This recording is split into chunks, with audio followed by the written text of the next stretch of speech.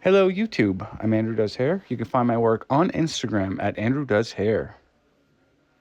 Today I want to do kind of a hypothetical video here. Let's just say someone came in with a bad haircut.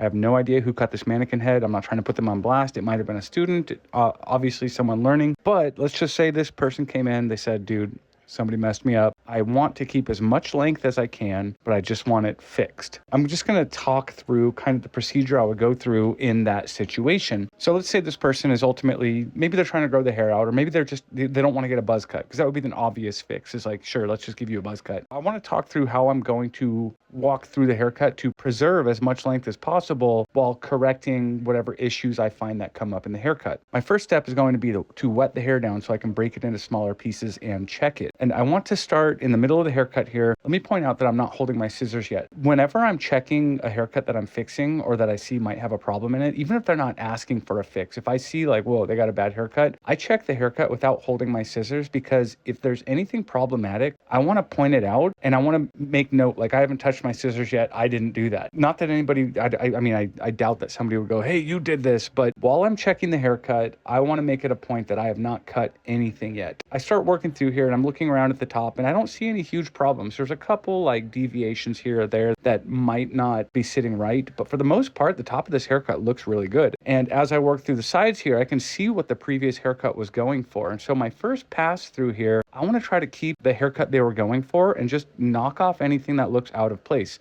like that random corner right there. I can see that for the most part, there was a good straight vertical line here, like a 90-degree haircut, a layered side here. And right at the top, there was just a heavy spot. Initially, I'm going to take off as little as possible, just wherever something's jumping out that looks wrong. Now, the back of this haircut, I could see before I even touched it, was way off right here. This vertical line here is horribly distributing the weight over the occipital bone. And so I know that I want to leave as much length as I can at the top here. And my best course of action is to just take the hair beneath it shorter. Where I can't make hair longer, I can make hair next to it shorter to make that other hair appear longer. And so this is going to hopefully redistribute weight over the occipital bone in a proper fashion. Right about here, I noticed, in addition to this mannequin head being smaller than most, this is probably the worst mannequin I've ever worked with. See that hair popping up right at the occipital? The mannequin has a bad cowlick there. I've never seen that before. Anyways, I noticed, the back is cut very short and the front is quite a bit longer. I want to make sure, at least maybe if they blend together, it'll work. Like, I don't know what this previous hair cutter was going for, but again, I'm trying to preserve as much length as possible. And so I want to at least blend the front to the back and see what happens. And I notice on one side, it's considerably longer than the other side. And so I'm just evening things out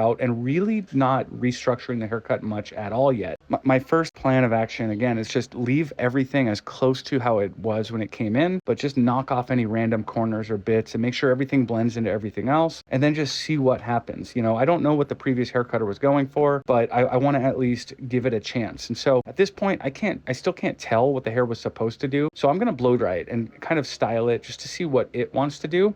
This is going to help me do a couple things. Like, first, I'm going to get to figure out how the hair wants to act while it's styled, but also a lot of the deviations and weird quirky things that you see in the hair, at times it can be just how it's laying. And so if I flat wrap the hair and I lay everything really smoothly, then I can see the actual cut without seeing what the cowlicks are doing. And so on this side here, like, this just looks sloppy. At this point, I would tell the client, like, hey, look, we can hang on to that length at the top, but let's taper it in at the bottom and, graduate it a little bit here. It'll make it feel a lot tidier. And the thing is, although we're trying to save as much length as we can, it's really more important in just certain key areas like the corners and the front and around the occipital bone. I want to leave the length in those key areas, but as I'm knocking off all this bulk here in big, chunky, messy sections, I'm using that important length on the corner as a guide as I start taking off hair beneath. So this first pass here, I'm just like knocking down bulk. I'm not being precise, but then I'm going to go back with scissor over comb a couple times to clean it up and smooth it out. Once I get the majority of this bulk knocked down here, I can grab my trimmer and give myself kind of a starting point. So I'm connecting dots here. Like, I know that I was just taking everything shorter, but I don't know to where.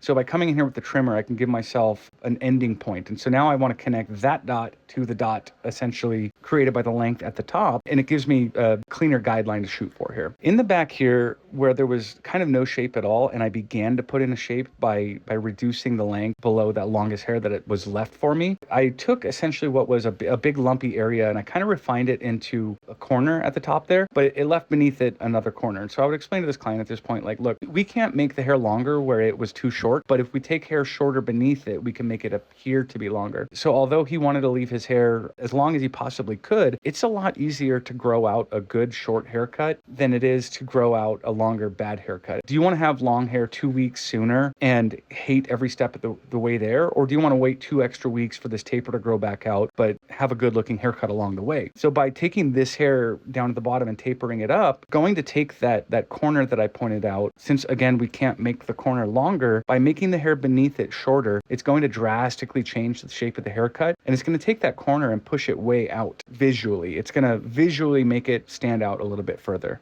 So now that I've scooped out the hair beneath our problematic corner here, you can see that it's way more prominent. The head shape suddenly is like way nicer looking. And I'm left with essentially 2 corners still. So the one on the bottom is kind of a guideline that I left in there from my taper. The one on the top is the one that we're going to go with here and kind of lean into for the haircut. If I had more length, I would prefer to keep that bottom weight line and have the higher weight line come down to it, but I can't do that. So what I'm going to do is just ever so subtly round off this bottom weight line. I'm going to do this with scissor over comb. We barely need to take anything off here. And I'm just going to kind of connect the dots from my taper to that weight line up above. It's looking better already. I don't want to completely remove that weight because having a corner there is really helpful to get the cowlick to lay down. If I rounded this off, then the hair would stick up. So I want to leave weight. I literally want the hair to be heavy to weigh itself down against the cowlick there, but I don't want it to be as heavy as it is. And so you can see I'm just barely knocking off that top corner, and it's considerably reducing the amount of weight that is sitting there. It's not absolutely seamless, but this is kind of a really crappy mannequin head that the hair is super like rough and coarse. I don't like to lean on texturizing scissors when the shape of the haircut isn't what I want it to be. But in this case, like, I know the shape is good as far as how the hair will move,